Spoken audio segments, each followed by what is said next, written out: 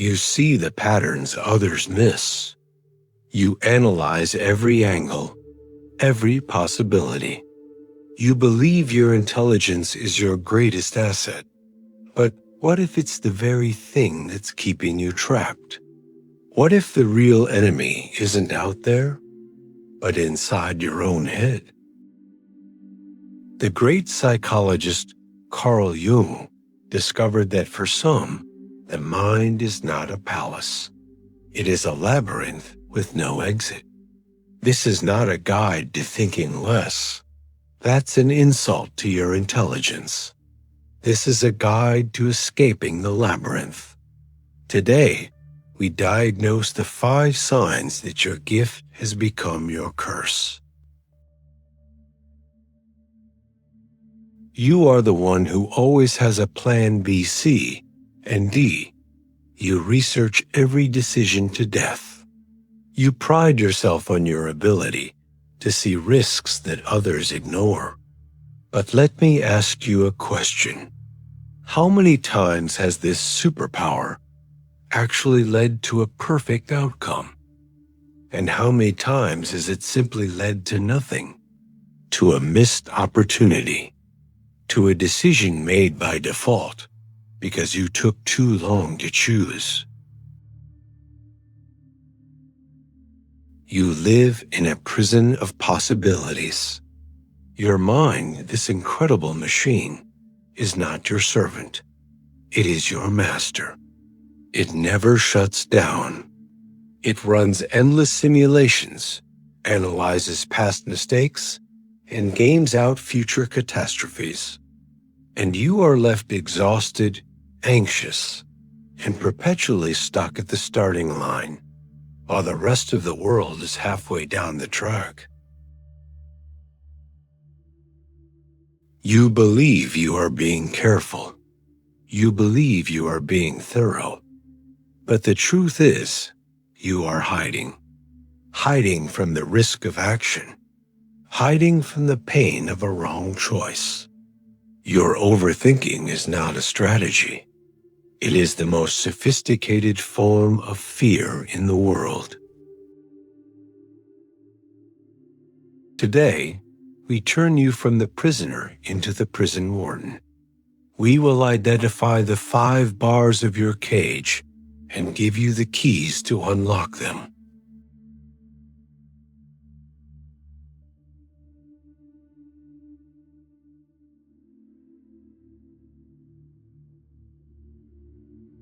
The first sign is the most obvious: analysis paralysis. It is the state of being so lost in the research and analysis of a decision that you become incapable of making one. Your mind's tactic is to create an illusion of control. It tells you, if I just get one more piece of information, one more opinion, then I will know the perfect answer. But there is no perfect answer. This is a trick. The goal of your overthinking mind is not to find the best solution. The goal is to avoid the risk of making any solution real. It is a fortress of data built to protect you from the messy reality of action. Consider Anna, a brilliant software developer. She had a groundbreaking idea for a new app. For 6 months, she did nothing but research. She analyzed the market, studied competitors, and created endless spreadsheets of potential features. Her friends, less talented but more decisive, launched their own simple apps. They failed, they learned, they adapted. By the time Anna had the perfect plan, the market had moved on. Her idea was no longer revolutionary. It was irrelevant. She wasn't defeated by a better product. She was defeated by her own perfect research. To break this paralysis, you must implement the 2-minute rule. If a decision can be made in 2 minutes, you must make it in 2 minutes. choosing a restaurant, answering an email, picking a movie. For bigger decisions, you must use the rule of irreversibility. Ask yourself, is this decision permanent and irreversible? 99% of the time, the answer is no. If a decision is reversible, the cost of a mistake is low, but the cost of inaction is high. You must give yourself a brutally short, artificial deadline and act. You are not aiming for the perfect decision. You are aiming for momentum. You have now learned the first tactic to break free from the paralysis of the present. But the overthinking mind is not content to just trap you in the now. It has another, more insidious weapon. A time machine designed to drag you back into battles that are already over.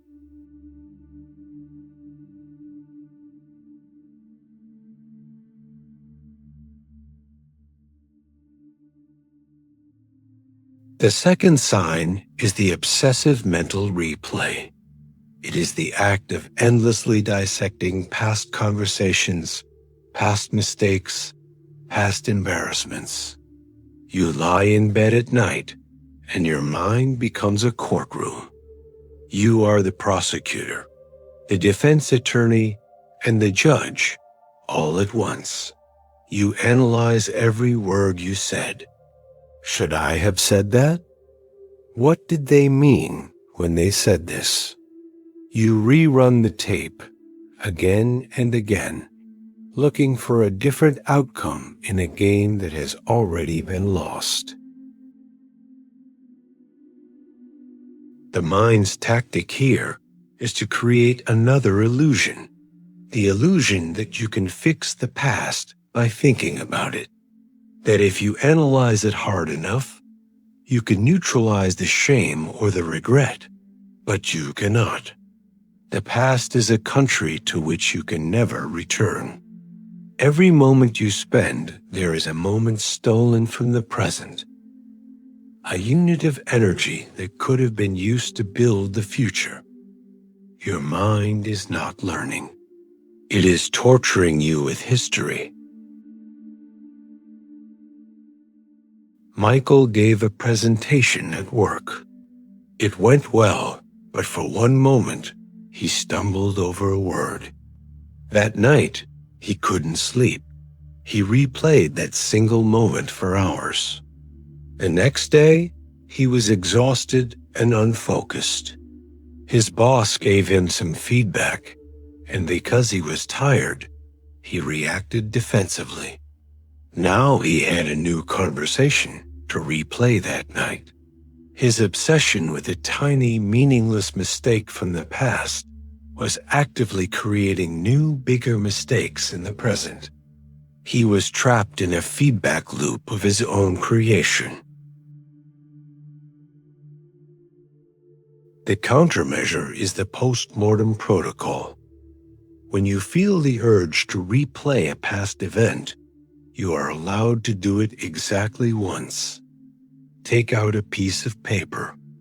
Write down 3 columns. What went well? What went wrong? What one single, actionable lesson will I apply in the future? The process should take no more than 5 minutes.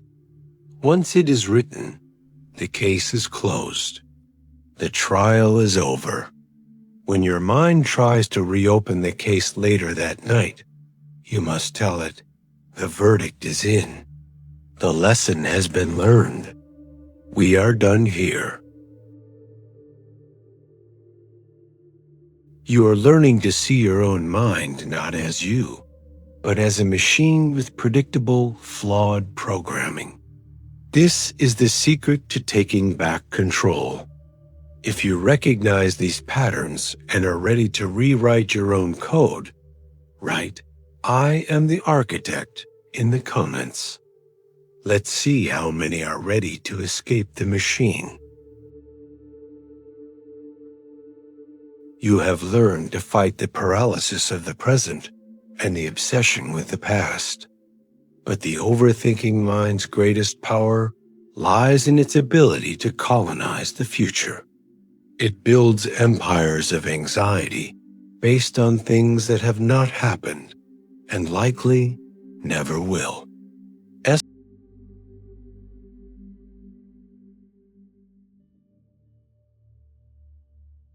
The third sign is fortune-telling catastrophe. This is the habit of simulating the future and focusing exclusively on the worst-case scenario.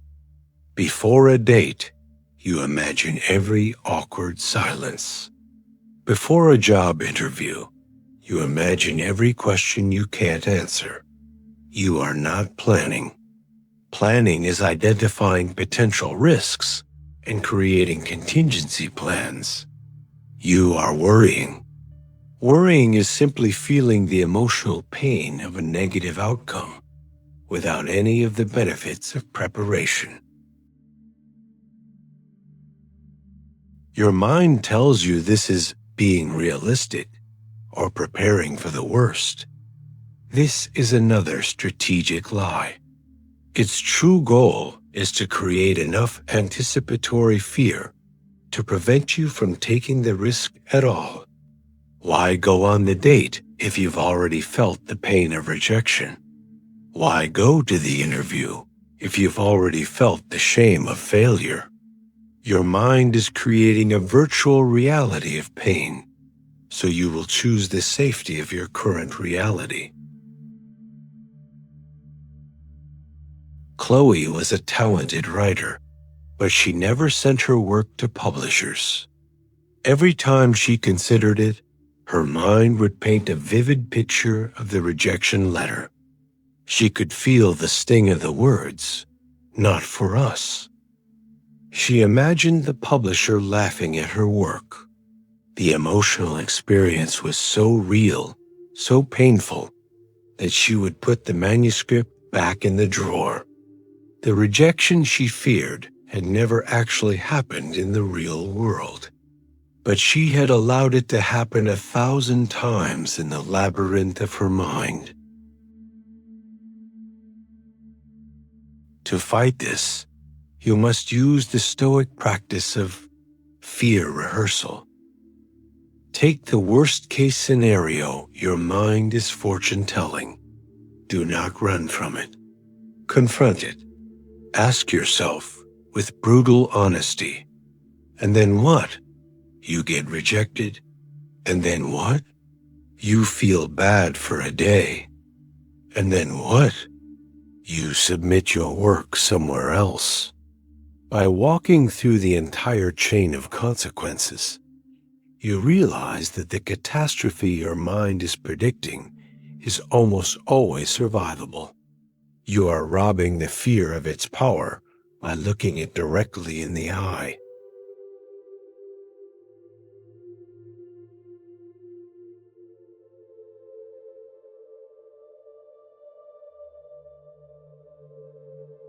The fourth sign is the obsession with finding the perfect choice. Whether it's choosing a career, a partner, or a place to live, your mind is convinced there is one single optimal path, and any deviation from it is a catastrophic failure. This is a form of perfectionism that is particularly crippling. It turns every major decision into a high-stakes, life-or-death gamble. The mind's tactic is to hold your life hostage until you can guarantee a perfect outcome. But perfection is a myth. There is no perfect career. There is no perfect partner. There are only choices, followed by the hard work of commitment. Your mind's demand for perfection is not a high standard. It is a child's fantasy, a refusal to engage with the messy, imperfect reality of adult life. For years, Ben couldn't decide what he wanted to do with his life. He explored dozens of options: law, medicine, tech, art. For each one, he would find a single fatal flaw. The hours were too long. The work wasn't creative enough. The pay was too low. While he was searching for the perfect path, his friends chose good enough paths. They started careers, gained skills, and built lives. Ben, at 35, was still a brilliant researcher of paths he had never walked. He was a master of theory and a novice at life. You must adopt the good enough principle. For any major decision, your goal is not to find the perfect option. Your goal is to find an option that is roughly 70% right, and then commit to it. Success is not found in the perfect choice. It is forged in the commitment to making a good enough choice work. Through your own effort and adaptation, choose, and then make your choice the right one.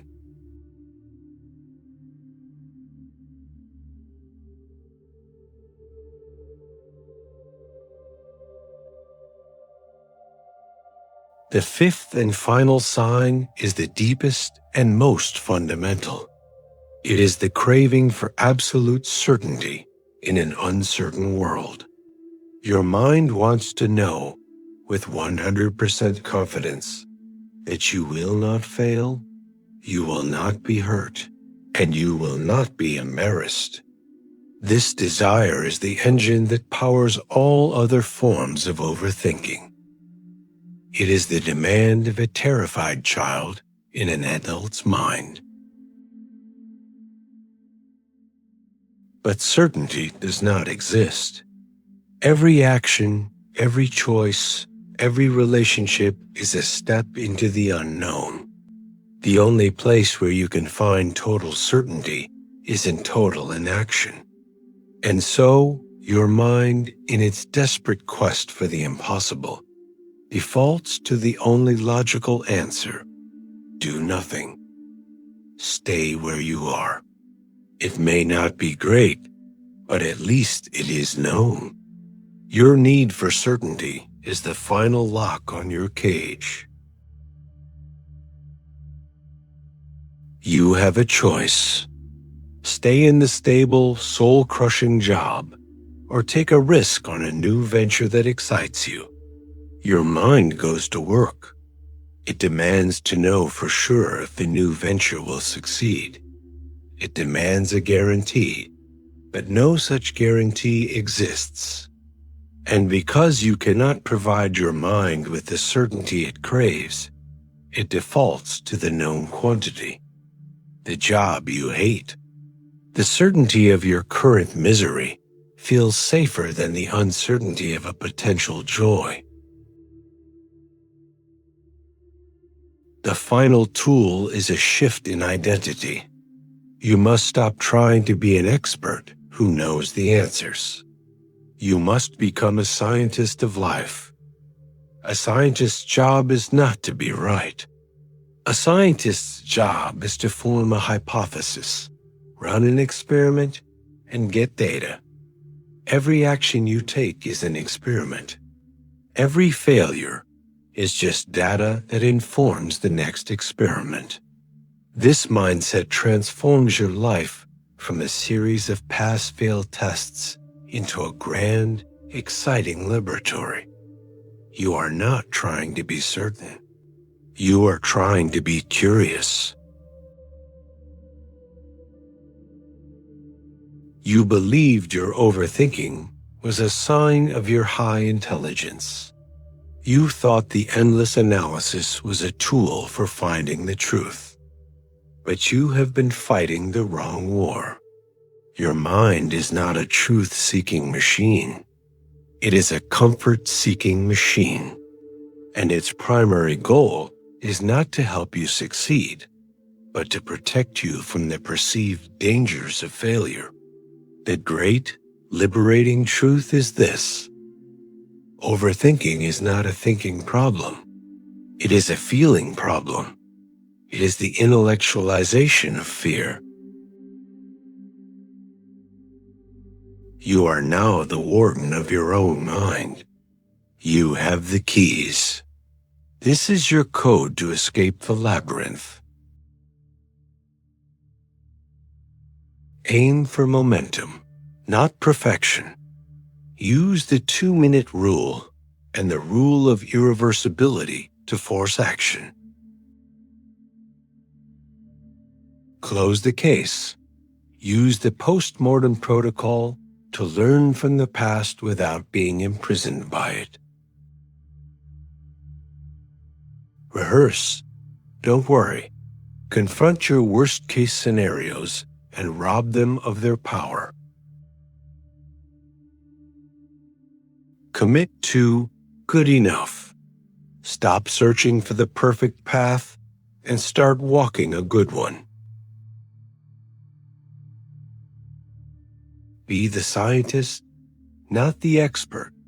Treat your life as a laboratory where every action is an experiment.